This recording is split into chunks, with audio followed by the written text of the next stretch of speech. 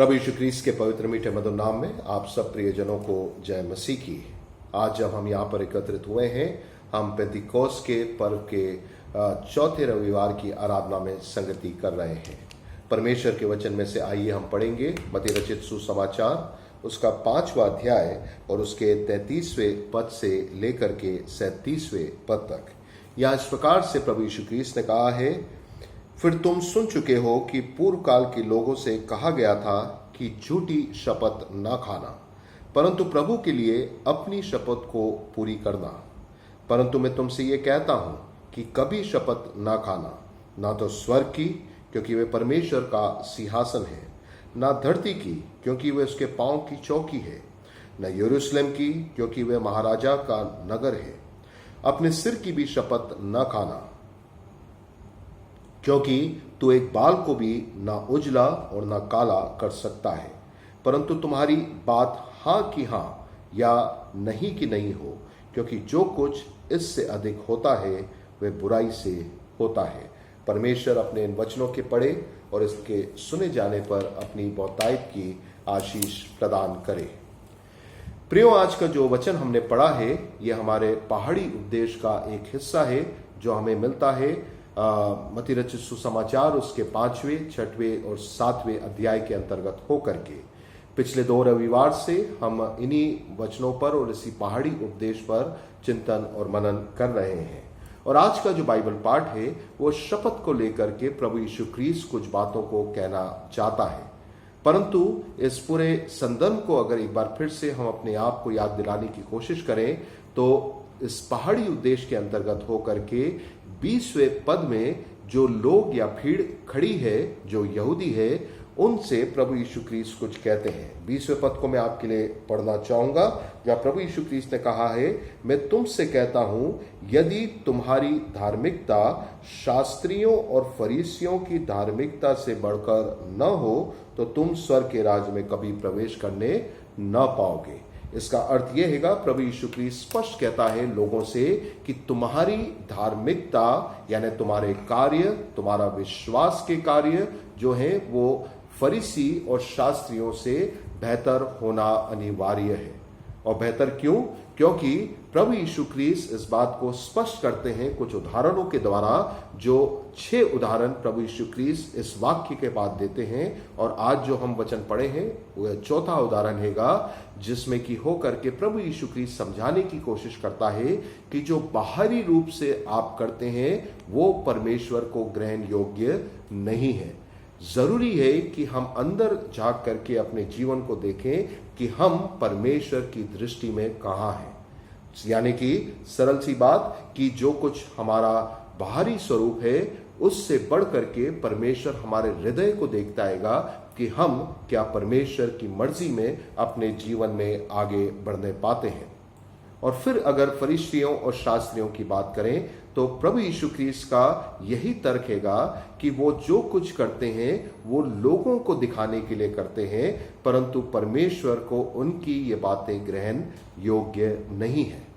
एक और जरूरी बात जो इसी 5वें अध्याय के 17वें पद में प्रभु यीशु ख्रीस्त कहते हैं, वो याद दिलाते हैंगे कि लोग कहते हैं कि मैं व्यवस्था को लोप करने आया हूं। मैं व्यवस्था को लोप करने नहीं परंतु उसे पूरा करने के लिए आया हूं।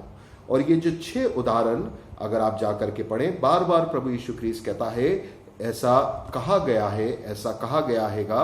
अगर आप 21वें पद को पढ़ें, 27वें पद को पढ़ें, 31वें पद को, 38वें पद को और 43rd वर्स को पढ़ें और 33वां पद आज हमने पढ़ा, इनको पढ़े तो प्रभु यीशु ख्रीस्त याद दिलाता है कि कहा गया था, परंतु फिर वो एक नई परिभाषा देते हैं व्यवस्था की कही गई बातों को।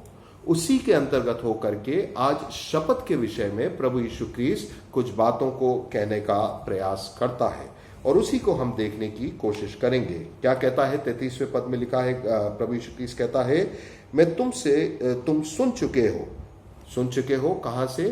कि व्यवस्था में ऐसा लिखा है। किसके द्वारा?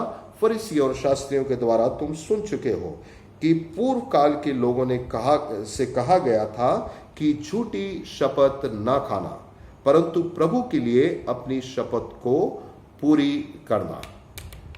कहा गया हैगा कि झूठी शपथ ना खाना। अब ये बात क्यों प्रभु यीशु ख्रीस्त उठा रहा है? ये इसलिए उठा रहा हैगा क्योंकि जो फरीसी और शास्त्री थे, उन्होंने व्यवस्था को शपथ के विषय में कुछ इस प्रकार से इंटरप्रेट करा था, अनुवाद करा था, जिसमें वो लोगों से कहते हैंगे कि तुम परमेश्वर की झूठी शपथ ना खाना। बिल्कुल ठीक है, परंतु वो 10 आज्ञाओं की उस आज्ञा को भूल जाते हैं जिसमें परमेश्वर ने कहा था कि तुम अपने परमेश्वर का नाम व्यर्थ ना लेना। और ये लोग यानी फरीसी और शास्त्री जब भी अपनी कोई बात रखते थे तो वो उसे परमेश्वर के साथ जोड़ दिया करते थे, परमेश्वर का नाम नहीं लेते थे। वो क्या कहते थे? कुछ अगर बात कह रहे हो, ऐसा वचन में लिखा है, ऐसा ऐसा है, और जो कुछ मैं कह रहा हूंगा उसकी गवाही कौन दे रहा है? स्वर्ग देता है। उसकी गवाही परमेश्वर की ये रचना दे रही है। उसकी गवाही जो है, मैं यरूशलेम की शपथ खा के कहता हूं कि जो मैं कह रहा हूं वो सच है। इस प्रकार की शपथ लेने के द्वारा, चाहे वो स्वर्ग के नाम से हो, धरती के नाम से हो, या फिर यरूशलेम के नाम से हो, वो सोचते थे कि वो क्योंकि परमेश्वर का नाम नहीं ले रहे हैं तो उसके द्वारा वो परमेश्वर की दी गई व्यवस्था का उल्लंघन नहीं कर रहे हैं। और साथ ही साथ वो ऐसा क्यों कहा करते थे? क्योंकि ऐसा कहने से वो इनडायरेक्टली अपनी कही गई बात को और उसमें वजन डाल देना चाहते थे, या लोगों को सुनिश्चित करना चाहते थे, लोगों को आश्वस्त करना चाहते थे कि जो कुछ वो कह रहे हैं वो सच है। केवल उनकी कही गई बात नहीं, क्योंकि वो स्वर्ग का नाम लेते थे या वो यरूशलेम का नाम लेते थे, तो उससे वो लोगों को ये प्रभावित करना चाहते थे कि उनके द्वारा कही गई हर एक बात सत्य है। परंतु प्रभु यीशु ख्रीस्त इसी बात को चुनौती देता है, न केवल परमेश्वर के लिए, क्योंकि वो तो स्पष्ट कह देता हैगा, जो हम पढ़ते हैंगे, एक बार मैं आपके लिए पढ़ देना चाहूंगा। मैं तुमसे कहता हूं, यीशु ख्रीस्त कहता है कि कभी शपथ न खाना। किसी भी चीज की शपथ खाने की आवश्यकता नहीं है। तुम परमेश्वर का नाम नहीं ले रहे हो और सोचते हो कि किसी और चीज की शपथ लेना। प्रभु यीशु ख्रीस्त कहता है किसी भी चीज की शपथ न लेना। क्यों ना लेना? ना तो स्वर्ग की, क्योंकि वो परमेश्वर का सिंहासन है, ना धरती की, क्योंकि वह उसके पांव की चौकी है, और ना यरूशलेम की, क्योंकि वह महाराजा का नगर है। तुम स्वर्ग की शपथ लेते हो, परंतु वो परमेश्वर का सिंहासन है। तुम धरती की शपथ लेते हो, वो उसका परमेश्वर की चौकी है। अगर तुम उसका फुटस्टूल है, और अगर तुम यरूशलेम की भी शपथ लेते हो तो वो परमेश्वर का जो राजा है उसका नगर है। यानी तुम सोचते हो कि तुम डायरेक्टली परमेश्वर का नाम नहीं ले रहे हो, परंतु इनडायरेक्टली तुम फिर भी परमेश्वर के नाम से शपथ ले रहे हो। उसके बाद वो ये भी कहता हैगा कि तुम अपने सर की भी शपथ ना खाना। कई बार ऐसा बोलने में हम लोग भी कह देते हैं कभी कभी, मुझे नहीं मालूम कि ऐसा आप में से कोई करते हो, ना करते हो तो भली बात है, कि सर पे हाथ रख करके बोलो कि तुम सच बोल रहे हो। किसी के सर पर और अपने सर पर भी तुम हाथ रख करके शपथ ना खाना। क्यों? क्योंकि तुम्हारी इतनी अपने जीवन के अंदर योग्यता नहीं है कि तुम अपने सर के एक भी बाल को काला या सफेद कर सको। और अगर नहीं कर सकते हो तो फिर तुम अपनी भी या अपनी किसी और की शपथ नहीं खा सकते। तो क्या कहना चाहता है? शपथ नहीं खाए तो फिर अपनी बात को कैसे किसी के सामने रखें जिससे सामने वाला विश्वास करे कि हम जो कह रहे हैं वो सही है। उसको प्रभु यीशु ख्रीस्त बड़ी सरलता से और बड़ी स्पष्टता से कहता है। वो कहता है तुम्हारी बात या तो हां की हां हो या नहीं की नहीं हो, क्योंकि जो कुछ इसके अधिक होता है वह बुराई से होता है। प्रभु यीशु ख्रीस्त कह रहा है सरल शब्दों में, शपथ खाना ही क्यों, तुम्हारी कही गई हर एक बात जो हैगी वो या तो हां होना चाहिए या ना होना चाहिए। ये बीच का कोई रास्ता नहीं होता। शपथों को लेने के द्वारा या कसम खाने के द्वारा हम अपनी बात में कोई वजन नहीं ला सकते। हमारा जीवन ऐसा होना चाहिए, और वो मैं कहूंगा कि हमारा चिंतन का आज का विषय भी हो सकता हैगा कि हमारी मसीह विश्वसनीयता ऐसी होनी चाहिए कि हर एक बात जो हम कहें वो लोगों को ग्रहण योग्य होना चाहिए। ग्रहण योग्य का मतलब लोग हमारी बात को पूरी ईमानदारी से स्वीकार करें और उसको हम जो कह रहे हैं उसे सत्य माने। हमें और किसी शपथ खाने की या और किसी बात को रखने की आवश्यकता नहीं होनी चाहिए। हमारा हां हां होना चाहिए और हमारी ना होनी चाहिए। इसके लिए किस बात की आवश्यकता है? इसलिए इस बात की आवश्यकता हैगा कि हमारा हृदय जो हैगा वो परमेश्वर की ओर से होना चाहिए। यानी क्योंकि वचन को अगर हम ध्यान से पढ़ें, मत्ती रचित सुसमाचार उसके 12वें अध्याय उसके 34वें पद को और उसके 15वें अध्याय और उसके 18वें पद को, तो प्रभु यीशु क्रिस्त सिखाता है कि जो कुछ हम अपने मुख से कहते हैं वो कहां से उत्पन्न होता है? हमारे हृदय से उत्पन्न होता है। इसलिए अगर हमारा हृदय परमेश्वर में है और परमेश्वर की ओर है तो हमारी कही गई हर एक बात जो होगी वो लोगों के लिए सत्य ठहरेगी।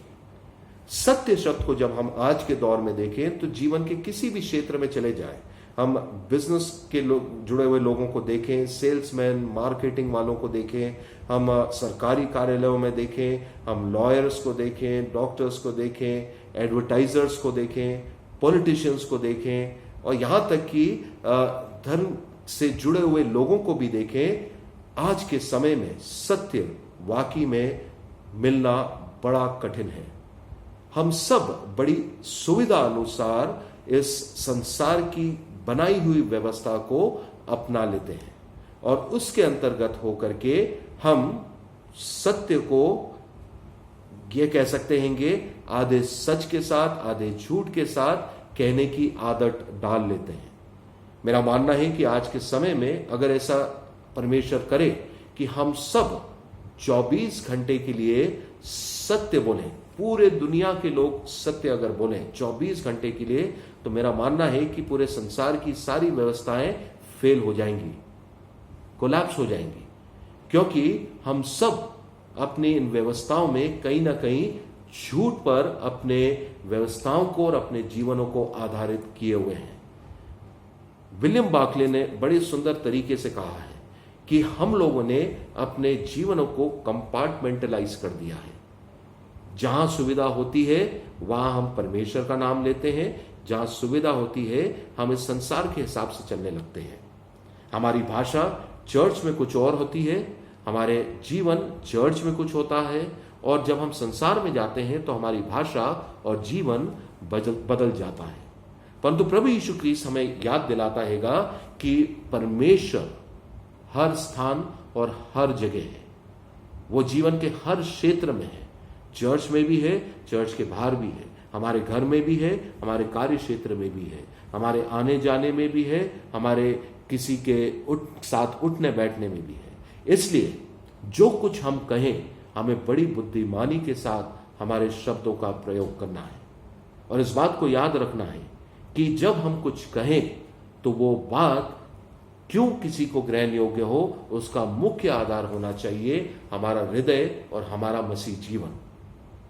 अगर हमारा जीवन अंदरूनी तौर पर परमेश्वर के साथ है तो फिर हमारा व्यक्तित्व, हमारा कैरेक्टर, हमारी पर्सनालिटी, जो भी हम शब्द का इस्तेमाल करें वो उसमें ऐसी मसीहत झलके जिसके के द्वारा हर एक शब्द जो हमारे द्वारा कहे जाए वो सामने वाले को ग्रहण योग्य हो एक सत्य के रूप में।